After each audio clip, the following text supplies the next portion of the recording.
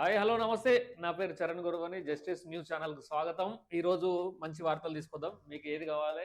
ఏ వార్తలు చెప్తే మీకు మంచిగా అనిపిస్తది? ఏ వార్తలు వింటే బాగా అనిపిస్తది? ఏవైతే రెగ్యులర్‌గా ఫోన్‌లల్లో దాంట్లో దీంట్లో సెర్చ్ చేసి అట్రాక్టివ్ ఉన్నటువంటి న్యూస్‌లు చదివే ప్రయత్నం చేస్తా.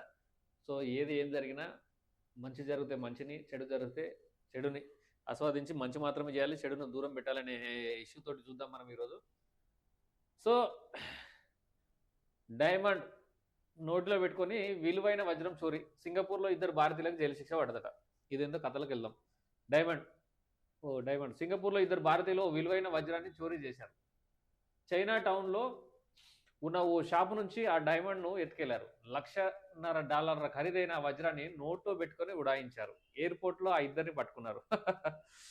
సింగపూర్ భారతీయులు విలువైన వజ్రాన్ని డైమండ్ చేశారు. సింగపూర్‌లోని ఒక టొమాటో షాపు దొంగలించారు. మార్కెట్ ప్రకారం దాని విలువ సుమారు $1,50,000 ఉన్నది. అయితే నోట్లో పెట్టుకొని అసలు వజ్రాన్ని కాజేసిన ఆ ఇద్దరిని ఎయిర్‌పోర్ట్‌లో సింగపూర్ పోలీసులు పట్టుకున్నారు. వారికి శిక్షను ఖరారు చేశారు. 41 ఏళ్ల మంగ్రోలియా మనోజ్ కుమార్ కుర్జీబాయ్‌కి 2 ఏళ్ల జైలు శిక్ష పడింది. అతనితో కలిసి 30 ఏళ్ల సెరాసియా మిలన్ రామ్నిక్ బాయ్ బాయ్‌లే వీళ్ళందరూ. రామ్నిక్ బాయ్ కూడా దొంగతనం చేశాడు.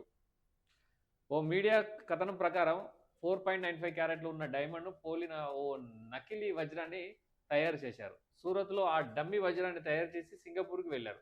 అక్కడ షాప్‌లోకి వెళ్లే ముందు నోటిలో పెట్టుకొని నకిలీ వజ్రాన్ని తీసుకెళ్లారు. షాపింగ్ పేరుతో ఆ షాప్‌లో ఉద్యోగుల్ని మాటల్లో పెట్టారు. ఆ తర్వాత అసలైన వజ్రాన్ని బయటకు తీయించారు. మంగ్ మంగ్రోలియా అనే వ్యక్తి సేల్స్ మేనేజర్‌ను కంట్రోల్ చేశాడు. ఇక మిలన్ అనే వ్యక్తి తన నోట్లో ఉన్న నకిలీ వజ్రాన్ని తీసి అసలు వజ్రాన్ని కాజేశాడు. షాపు నుంచి వెళ్లే ముందు తన నోట్లో అసలు డైమండ్‌ను పెట్టుకొని వెళ్ళిపోయాడు.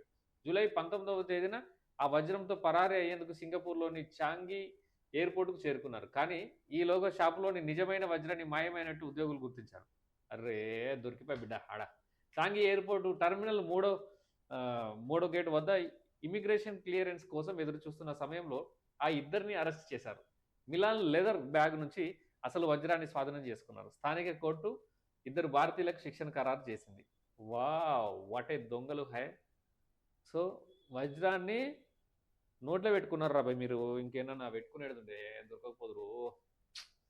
దొంగతనం చేసుడంటే ఎట్లుంటది చెప్పు? అది కూడా సింగపూర్‌కి పోయి ఇండియాలో ఉన్నటువంటి బాయ్‌లు, ఈ బాయ్‌లు వీళ్ళందరూ కలిసి వీళ్ళు కుర్జీబాయ్ అట. మనోజ్ కుమార్ కుర్జీబాయ్. రామిక్ బాయ్ అని పెట్టుకున్నారు. బాయ్ అంటే ఏందో, ఈ కథ ఏందో, కార్ఖాన ఏందో. లాస్ట్‌కు దొంగతనం చేసిరి, దొరికిపోయిరి, దెబ్బలు తింటిరి. మిమ్మల్ని ఇండియాలో అయితే కుక్కని కొట్టినట్టు కొడదురు, చెప్పనుకొని కొడుదురు మనుషులు గాని. దొంగతనం చేస్తే కనీసం మినిమమ్ 3, 4 ఏళ్ళు పడు. సింగపూర్ కాబట్టి భారతదేశం మీద ఉన్నటువంటి గౌరవ మర్యాదలో ఏదో సంవత్సరం వేసిరు కానీ మీకు 5, 6 ఏళ్ళు వేయాలి మీ దొంగలకు. సో, ఇది నెక్స్ట్ వార్తకెళ్దాం.